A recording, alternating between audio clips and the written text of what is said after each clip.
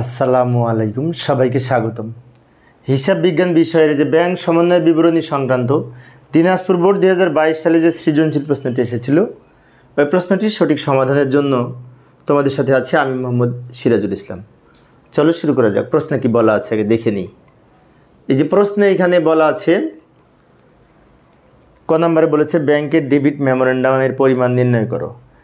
তো debit memorandum কি সেটাকে জানা উচিত। ডেবিট মেমোরেন্ডাম হচ্ছে আমার ব্যাংকে যে অ্যাকাউন্ট থাকে, সেই অ্যাকাউন্ট থেকে অনেক সময় ব্যাংক বিভিন্ন চার্জ কর্তন করে আমার অ্যাকাউন্ট থেকে বিয়োগ করে, বিভিন্ন কারণে আমার অ্যাকাউন্ট থেকে টাকা বিয়োগ করে। এখন কি কারণে বিয়োগ করলো আমার অ্যাকাউন্ট থেকে, সে কারণটা ব্যাংক লিখে রাখে একটা কাগজে, ওটার নাম ডেবিট মেমোরেন্ডাম। অর্থাৎ আমার অ্যাকাউন্টে টাকা ডেবিট করা মানে আমার অ্যাকাউন্ট থেকে বিয়োগ করা। তো কী কারণে ডেবিট করেছে তার একটা রসিদ বা ভাউচার যাই বলি না কেন, তার জন্য এটা সংরক্ষণ করে, ওটার নাম ডেবিট মেমোরেন্ডাম। তো এইখানে যে লেনদেনগুলি আছে তার মধ্যে যে ব্যাংক চার্জের জন্য একটা ডেবিট মেমোরেন্ডাম হবে, তারপরে অমর্যাদাকৃত চেক, প্রিমিয়াম পরিশোধ, বিমা প্রিমিয়াম পরিশোধ, এই তিনটা লেনদেনের জন্য ডেবিট মেমোরেন্ডাম লিখতে হবে। যাই ক নাম্বারের সমাধানের চেষ্টা করি। এইভাবে আমরা ছক অঙ্কন করতে পারি। এইভাবে এই তিনটা লেনদেন, এই নিচেরটা উত্তর, উপরে উদ্দীপকের কিছু অংশ নিয়ে এসে রেখেছি, এই তিনটা এর সাথে রিলেটেড, তাই বোঝানোর জন্য। প্রথমে লিখবো যে ব্যাংক কর্তৃক চার্জ কর্তন, এই মঞ্জুরিকৃত সুদ, এটা কিন্তু ডেবিট মেমোরেন্ডামে আসবে না, কারণ ওটি দ্বারা ব্যাংক জমা বৃদ্ধি পায়। তাহলে ব্যাংক আমার অ্যাকাউন্ট থেকে টাকা কেটে নিয়েছে, বিয়োগ করেছে, তার জন্য ডেবিট মেমোরেন্ডাম সংরক্ষণ করবে। তাই ব্যাংক চার্জটা এখানে লিখব 40 টাকা। ব্যাংকে জমাকৃত চেক প্রত্যাখ্যান বা অমর্যাদা, এটা দ্বারা ব্যাংক জমা কমে যায়, এটা দ্বারা ব্যাংক ডেবিট নোট সংরক্ষণ করবে।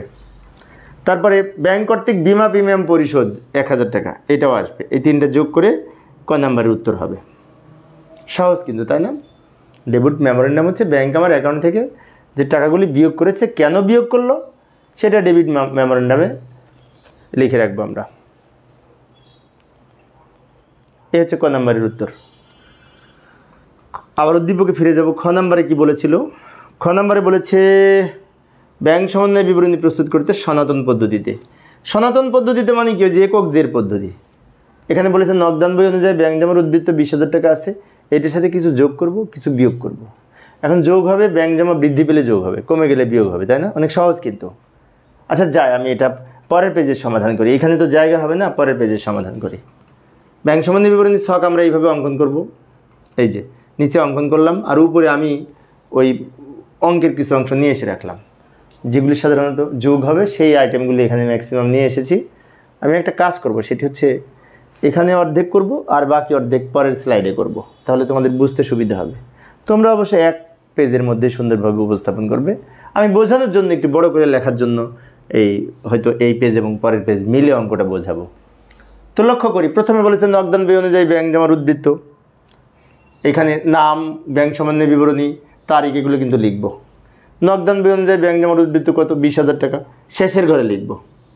এর সাথে কিছু আইটেম যোগ করব, কিছু বিয়োগ করব। যোগেরগুলো এখানে লিখি আর বিয়োগেরগুলো পরের স্লাইডে লিখব। ইস্যুকৃত চেক ব্যাংকে উপস্থাপন হয়নি, এইটা দ্বারা কিন্তু ব্যাংক জমা বৃদ্ধি পায়, ব্যাংকে টাকা বেশি আছে, এটা বোঝায়।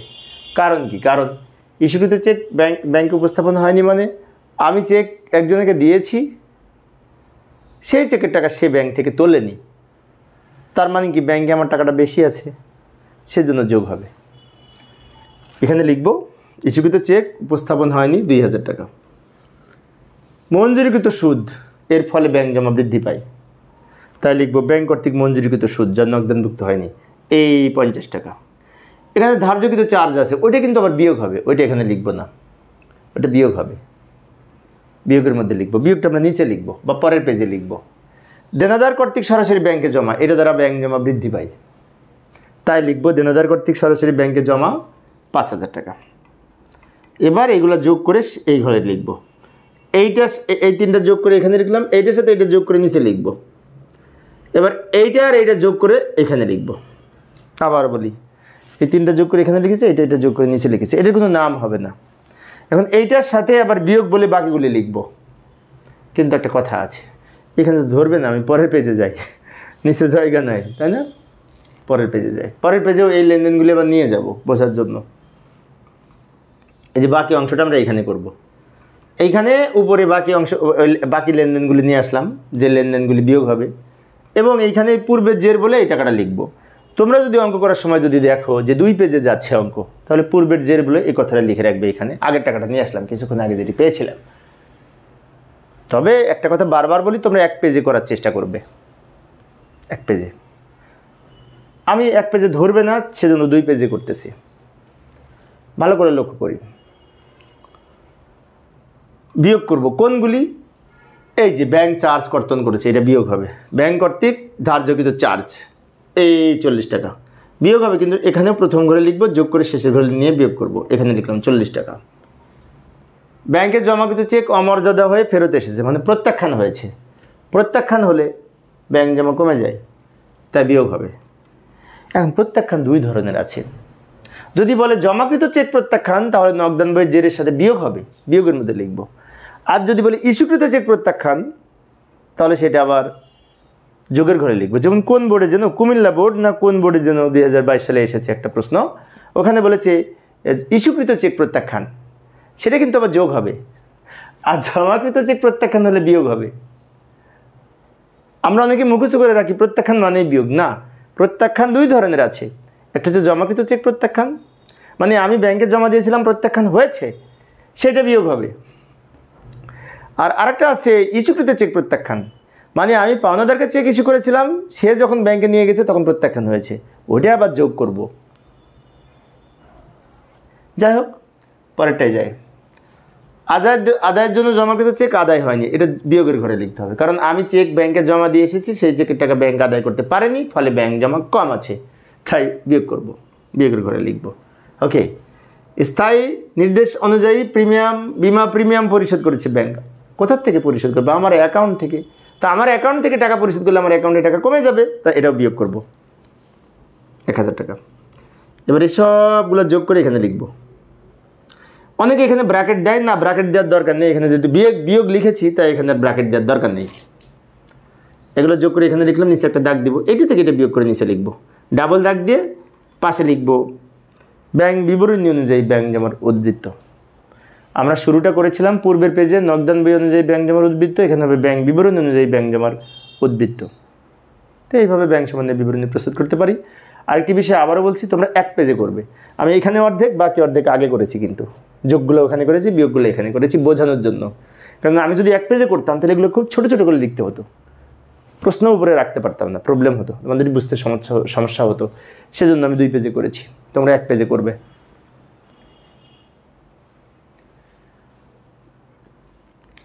এইটা ছিল খ নাম্বারের উত্তর। তো গ নাম্বারের জন্য আবার আমরা উদ্দীপকে ফিরে যাব। উদ্দীপকের গ নাম্বারে বলেছে 3, 4, 5 ও 6 নং তথ্যের আলোকে জাবেদা প্রস্তুত করো। ব্যাখ্যার প্রয়োজন নাই, যে 3, এইটা হচ্ছে 4, 5, 6, মানে এই কটার লেনদেনে জাবেদা করতে হবে। তো এই কটার লেনদেনে আমি পরের পেজে নিয়ে যে জাবেদা করি, জাবেদার ছক তো আমরা পারি, তাই না? জাবেদার ছক আমরা এইভাবে অঙ্কন করব, জাবেদার ছক তো অঙ্কন করতে পারি। আর এইদিকে 2টা লেনদেন রাখলাম, এদিকে 2টা লেনদেন লিখে রাখলাম, এদিকে 3 আর 4, 5 আর 6, এগুলো দেখে আমরা জাবেদা করব। জাবেদা সহজ, তোমরা পারবে। তারপরেও বলছি, এখানে তারিখ লিখব 2021 ডিসেম্বর 31, প্রশ্ন দেওয়া আছে যে তারিখ, ওই তারিখ লিখব। ব্যাংক কর্তৃক মঞ্জুরকৃত সুদ মানে কি? ব্যাংক জমা বৃদ্ধি পেয়েছে, সুদ মঞ্জুর করলে আমার অ্যাকাউন্টে টাকা যোগ করে। তো ব্যাংক জমা বৃদ্ধি পেলে ব্যাংক হিসাব ডেবিট, আর মঞ্জুরকৃত সুদ হিসাব ক্রেডিট। টাকা লিখব 50 টাকা। এরপরে 4 নম্বরে বলেছে ব্যাংক কর্তৃক ধার্যকৃত চার্জ। ব্যাংক কর্তৃক চার্জ কর্তন করলে ব্যাংক জমা কমে যায়, তা ব্যাংক হিসাব ক্রেডিট হবে। আর ব্যাংক চার্জ ডেবিট, আর ব্যাংক হিসাব ক্রেডিট হবে। টাকা হবে 40 টাকা। ব্যাংক চার্জ ডেবিট হবে, ব্যাংক চার্জ খরচ বৃদ্ধি পেলে ডেবিট, আর ব্যাংক জমা কমে যাবে, তাই ব্যাংক হিসাব ক্রেডিট। ব্যাংকে কমে গেলে ব্যাংক হিসাব ক্রেডিট হয়। জমাকৃত চেক অমর্যাদা হয়ে ফেরত এসেছে। ব্যাংকে জমাকৃত চেক যদি প্রত্যাখ্যান হয়ে ফেরত আসে, তাহলে ওই চেকটা আমি আবার দেনাদারকে ফেরত দিব। তার মানে কি, ব্যাংক থেকে ফেরত পেয়ে আমি দেনাদারকে দিচ্ছি। সেই জন্য দেনাদার হিসাব বা প্রাপ্য হিসাব ডেবিট হবে, ব্যাংক হিসাব ক্রেডিট হবে। 2000 টাকা। প্রাপ্য হিসাবকে চেকটা আমি ফেরত দিব, প্রাপ্য হিসাব ডেবিট। আর ব্যাংক জমা কমে যাবে, ব্যাংক হিসাব ক্রেডিট। প্রত্যাখ্যান হলে ব্যাংক জমা কমে যায়, কারণ এর আগে আমি নগদান বইতে লিখেছিলাম, ডেবিট করেছিলাম। এখন ক্রেডিট করে দিলাম। দেনাদার কর্তৃক সরাসরি ব্যাংকে জমা, এর ফলে ব্যাংক জমা বৃদ্ধি পাবে। তাই ব্যাংক হিসাব ডেবিট, আর প্রাপ্য হিসাব বা দেনাদার হিসাব ক্রেডিট। দেনাদার হিসাবের আর এক নাম প্রাপ্য হিসাব। টাকা হবে 5,000 টাকা। অর্থাৎ দেনাদার যদি ব্যাংকে টাকা জমা দেয়, ব্যাংক জমা বৃদ্ধি পায়, ব্যাংক হিসাব ডেবিট, আর দেনাদার হিসাব ক্রেডিট। দেনাদারের আর এক নাম প্রাপ্য হিসাব, আধুনিক নাম প্রাপ্য হিসাব। প্রিয় শিক্ষার্থী বন্ধুরা, এই ছিল আজকের আলোচনা। পরের ক্লাসটি দেখার আমন্ত্রণ রইল। খোদা হাফেজ।